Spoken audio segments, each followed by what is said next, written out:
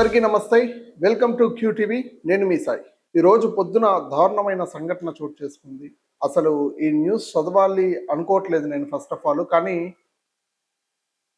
ముందు జరిగిన సంఘటనే అదేవిధంగా సేమ్ రిపీట్ అయింది మళ్ళీ. చేవేళ్ల బస్ యాక్సిడెంట్ మరవక ముందే మరో దారుణం చోటు చేసుకుంది.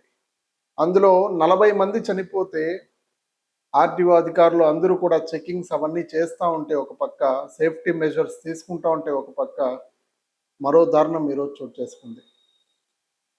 మార్కాపురం రాయవరం దగ్గర బస్సు యాక్సిడెంట్కి గురైంది. చీమకుర్తి నుంచి కంకర్ తీసుకెళ్తున్న ట్రిప్పర్ను ట్రావెల్స్ అతి వేగంగా వచ్చి ఢీ కొట్టింది. ఢీ కొట్టిన వెంటనే ఫైర్ అనేది వెంటనే వ్యాపించింది. అసలు ఫైర్ మెజర్స్, సేఫ్టీ మెజర్మెంట్స్ ఇవన్నీ కూడా ఉన్నాయో లేవో తెలియదు, కానీ వెంటనే బస్సులో నుంచి అగ్ని సంభవించింది. బస్సులో హైదరాబాద్ నుంచి వెళ్తా ఉన్నారు ప్యాసింజర్స్ అంతా కూడా. ఒక్కసారిగా అగ్గి రావడంతో పొగ మొత్తం కూడా కమ్ముకుపోవడంతో లోపల ఊపిరాడక అగ్నికి ఆహుతైపోయారు. మీరు నమ్మరు, ఒకసారి విజువల్స్లో చూడండి. ఆ బస్సు ఏమన్నా ఉందా, కొంచెం కూడా అసలు గ్యాప్ లేకుండా మొత్తం కాలిపోయింది. అదేవిధంగా మళ్ళీ కంకర్ వేసుకెళ్తున్న ట్రిప్పర్ కూడా. ఈ సంఘటన ఎందుకు జరిగింది అనే కోణంలో ఇప్పుడు విచారణ కొనసాగుతూ ఉంది. ఇంకా పూర్తి డీటెయిల్స్ కూడా రావాల్సి ఉంది అధికారుల నుంచి. ఇప్పటికే 11 మందిని పోస్ట్ మార్టం నిమిత్తం పంపించారు. ఇంకా చాలా బాడీస్ అయితే వెనక్కి తీస్తూ ఉన్నారు. ఇంకా ఎంతమంది చనిపోయారు, ఇంకా ఎంతమంది తీవ్ర గాయాలైందో ఇవన్నీ కూడా రావాల్సి ఉంది. అసలు వింటా ఉంటే అసలు ఇమాజిన్ కూడా చేసుకోలేము, అంత దారుణంగా ఉంది. మనం చూసాం చేవేళ్ల బస్ యాక్సిడెంట్ చూసాం. ఆ రోజు నేనే కవర్ చేశాను. ఆ చేవేళ్ల బస్ యాక్సిడెంట్ ఎంత ఘోరాది ఘోరం అంటే, ఒకే ఇంట్లో 3 అక్కా చెల్లెళ్ళు దారుణంగా చనిపోయారు. కంకర్రాల్లో ఇరుక్కొని ఊపిరాడక గిల్ల కొట్టుమిట్టాడుతా చనిపోయారు. సేమ్ అదే రిపీట్ అయింది ఇక్కడ కూడా. కానీ ఇక్కడ అగ్నికి ఆహుతైంది, అక్కడ కంకర్రాలు పడి చనిపోయారు అంతే. చూడండి, అక్కడ డీజిల్ ట్యాంక్ ఒక్కసారిగా బ్లాస్ట్ అవడం ఏంటి, బస్సులో ఫైర్ రావడం ఏంటి, దీని గురించి అన్ని కూడా ఎంక్వైరీ చేస్తూ ఉన్నారు. ఇంకా పూర్తి డీటెయిల్స్ రావాల్సి ఉంది. రీసెంట్గా ఆ చేవెళ్ళ యాక్సిడెంట్ ముందు చూసుకోవచ్చు. కర్నూలులో కావేరీ ట్రావెల్స్ బస్సు దారుణమైన సంఘటన. అది కూడా హైవేలో ఒక బైక్ ఢీకొని అగ్నికి ఆహుతైపోయింది. అందులో కూడా చనిపోయారు. చేవెళ్ళ బస్ యాక్సిడెంట్లో కూడా చనిపోయారు. ఇప్పుడు ఇది ఏం చేస్తున్నారో అధికారులు అర్థం కావట్లేదు. సేఫ్టీ మెజర్స్, ఇక్కడ సేఫ్టీ మెజర్స్ చెక్ చేస్తున్నారా? ఏదన్నా సంఘటన జరిగితే ఒక 10 రోజులు 15 రోజులు లేదా ఒక నెల ఎతుకుతారు, మొత్తం చెక్ చేస్తారు. లేదంటే ఒక ఫైన్ రాస్తారు, ఫైన్ కట్టుకొని మళ్ళీ బస్సులు నడుపుతారు. మీకు తెలుసా, నేనే తిరుపతి నుంచి హైదరాబాద్ రావడానికి ఒక బస్సు సెలెక్ట్ చేసుకుంటే ఆ బస్సు పేరు మీద ఎన్నో బస్సులు తిరుగుతూ ఉంటాయి. దానికి సరైన ఆధారాలు కానీ, బస్సుకు సంబంధించిన పేపర్స్ కానీ ఇవన్నీ ఉన్నాయని చెక్ చేస్తున్నారా అంటే అది లేదు. ఒక నెంబర్ మీద ఎన్ని బస్సులు తిరుగుతూ ఉన్నాయో తెలుసా? అసలు ఇమాజిన్ కూడా చేసుకోలేం. కావేరీ బస్సు అంటే అసలు వేలాది బస్సులు 2 రాష్ట్రాల్లో. పర్మిషన్స్ ఎవరు ఇస్తున్నారు? దీనికంతా సేఫ్టీ మెజర్స్ ఎక్కడ ఉన్నాయి? చెక్ చేస్తున్నారా లేదా? ఇవన్నీ ఉందా లేదా? ఆర్టీఓ అధికారులు ఏం చేస్తున్నారు? పోలీసుల అధికారులు ఏం చేస్తున్నారు? ప్రమాదం జరిగిపోయినాక వెళ్ళి చెక్ చేయడం ఇదంతా నాన్సెన్స్.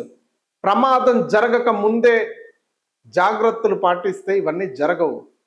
డ్రైవర్కి ట్రైనింగ్ ఇవ్వాలి, డ్రైవర్కి కో డ్రైవర్ ఉండాలి. కొద్దిసేపు అతను డ్రైవ్ చేస్తే ఇంకొద్దిసేపు అతను రెస్ట్ తీసుకుంటే ఇంకో కో డ్రైవర్ డ్రైవ్ చేయాలి. కొన్ని బస్సుల్లో అయితే నేనే ప్రత్యక్ష సాక్షిని, నేనే చూశాను. ప్రత్యక్ష సాక్షిని. ముందర ఛార్జింగ్ పెడతామని వెళ్తే ఫోన్లో ముందర సిగరెట్ తాత బస్సులు తోలుతూ ఉంటారు కొంతమంది. అసలు ఇమాజిన్ కూడా చేసుకోలేము. అసలు ఏమన్నా జరిగితే ఏంటి పరిస్థితి? కుటుంబాలు నాశనం అయిపోతాయి, కుటుంబాలు చెల్లా చెదురైపోతాయి. ఒక్క ప్రాణం కుటుంబాన్ని రోడ్డు మీద పడేస్తుంది. ఒక్క నిర్లక్ష్యం, అతివేగం, నిద్రమత్తు, ఒక సెకండ్ కన్ను తెరిచి కన్ను మూసే లోపల రోడ్డు మీద పడిపోతుంది జీవితాలు మొత్తం. అసలు ఈ సంఘటన ఎందుకు జరిగిందని విచారిస్తా ఉంటే కొంతమంది నిద్ర మొత్తం చెప్తా ఉన్నారు డ్రైవర్కి. నిద్ర మొత్తం చెప్తా ఉన్నారు చాలా మంది దాకా. ఎందుకు ఈ సంఘటనలు జరుగుతూ ఉంది? ప్రికాషన్స్ పాటించరా? కో డ్రైవర్ ఉండరా? అరే ప్యాసింజర్స్ మిమ్మల్ని నమ్ముకొని బస్సు ఎక్కినప్పుడు జాగ్రత్తగా, వాళ్ళు టికెట్ తీసుకున్నప్పుడు జాగ్రత్తగా, వాళ్ళ కస్టమర్ లాగా తీసుకెళ్లి జాగ్రత్తగా దింపడం బాధ్యత బస్సు డ్రైవర్లకి. సిగరెట్ తాక్కుంటా, మందు తాగేసి బండ్లు ఎత్తుతారు. ఎన్ని చేస్తా ఉన్నా ఇంత చులకన మార్పు కూడా రావట్లేదు. ఇప్పుడు కలెక్టర్, మంత్రి, ఆర్టీఓ అధికారులు, పోలీస్ అధికారులు, అంబులెన్స్లు ఇవన్నీ వెళ్ళి అక్కడ సర్చింగ్ ఆపరేషన్ లాగా మొదలుపెట్టి వాళ్ళంతా కాపాడే ప్రయత్నం చేస్తున్నారు. సానుభూతి వ్యక్తం చేస్తున్నారు వాళ్ళ ఇంట్లో వాళ్ళకి. నష్టపరిహారం ఇస్తారంట. ఎందుకు నష్టపరిహారం? ఎవరికి ఇవ్వాలి నష్టపరిహారం?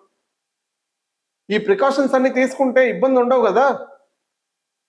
ఈ ప్రికాషన్స్ అన్ని ముందే పాటిస్తే ఇవన్నీ జరగవు కదా. ఒక యాక్సిడెంట్ ఓకే, 2 యాక్సిడెంట్లు ఓకే, 3 యాక్సిడెంట్ కూడా ఇలాగే జరిగితే అధికారులు ఏం చేస్తా ఉన్నారు? పర్ఫెక్ట్ లైసెన్స్ ఉందా, పర్ఫెక్ట్ బండికి పేపర్లు ఉందా, పొల్యూషన్ పేపర్స్ ఉన్నాయా, ఇన్సూరెన్స్ ఉందా, ఇవన్నీ కూడా చెక్ చేయాల్సిన పరిస్థితి తప్పకుండా ఉంటుంది అధికారులకి. జస్ట్ లంచం ఇస్తే తీసుకొని వదిలేయడం కాదు. ఇప్పుడు చూడండి 11 మంది చనిపోయారంటూ కూడా వార్తలు వస్తూ ఉంది. అసలు ఎంత ఘోరాది ఘోరమంటే, చిన్న పిల్లలు, వాళ్ళ కుటుంబాలు, వాళ్ళకి పిల్లలు, అమ్మ నాన్న ఎంతమంది రోడ్డున పడిపోయినారు. వాళ్ళకి ఎంత డబ్బు ఇస్తే ఇప్పుడు ఆ కుటుంబాన్ని వెనక్కి తీసుకొచ్చేస్తాం చెప్పండి. 10 లక్షలు, ₹1,00,00,000 విరాళాలు, వాళ్ళకి ఏదన్నా హెల్ప్ చేసినా కుటుంబాలు తిరిగి వచ్చేస్తాయా? వాళ్ళ బాధ తిరిగి వచ్చేస్తుందా? ఎంతో సంతోషంగా ఎక్కుంటారు బస్సు. అరే గమ్యస్థలానికి చేరిపోదాం, ఏదేదో పనుల మీద ఎక్కుంటారు బస్సులు, గమ్యస్థలానికి చేరిపోదాం అనేసి. చివరికి ప్రాణాలే పోయింది. తిరిగి రాని లోకాలకు వెళ్ళిపోయారు. ఇంట్లో వాళ్ళకి సరదాగా టాటా చెప్పి బస్సు ఎక్కుంటారు. అదే చివరి గుడ్ బై అని కూడా వాళ్ళకి తెలిసి ఉండదు. నిద్ర మత్తులో ఒక చిన్న తప్పిదం వల్ల, డ్రైవర్ చేసిన తప్పిదం వల్ల ఎంత మంది ప్రాణాలు కోల్పోయినారో ఒక్కసారి ఆలోచించాలి. ఈరోజు వీడియో పెట్టేస్తాం, దిస్ ఇస్ సెకండరీ. కానీ జాగ్రత్తలు ఎంతమంది ఎన్ని వీడియోలు చేసినా నో రెస్పాన్స్. సేఫ్టీ మెజర్స్ అంటూ కూడా సీట్ తీసి ఒకటి సేఫ్టీ ఎమర్జెన్సీ ఎగ్జిట్ పెట్టినారు. ఏమైపోతుంది? బస్సులు ఆపాలి, చెక్ చేయాలి, నిద్రలో ఉన్నాడా లేదా మొహం కడిగిచ్చి బస్సు ఎక్కించాలి. ఇట్లాంటి సేఫ్టీ మెజర్స్ తీసుకుంటేనే ఇలాంటి ప్రమాదాలు జరగకుండా ఉంటాయి. చూద్దాం ఏం జరగబోతుందో. ఇంకా ఎంతమంది ప్రాణాలు కోల్పోయి ఇంకా ఎంత ప్రాణ సంఖ్య ఇంకా పెరగబోతుందో అధికారులు ఇంకా ప్రకటించడం లేదు. ఇంకా ప్రస్తుతానికైతే 11 మంది చనిపోయారంటూ కూడా వార్తలు వస్తూ ఉంది. ఇంకా వేచి చూడాల్సిన పరిస్థితి అయితే ఉంది. దీనిపై మరో వీడియో కూడా నేను చేయడం జరుగుతుంది. ఏం జరిగింది అక్కడ, ఎందుకు తప్పిదం జరిగింది, అధికారులు ఎలాంటి ప్రికాషన్స్ తీసుకున్నారనే దాని మీద కూడా వీడియో చేయడం జరుగుతుంది. తప్పక చూడండి QTV.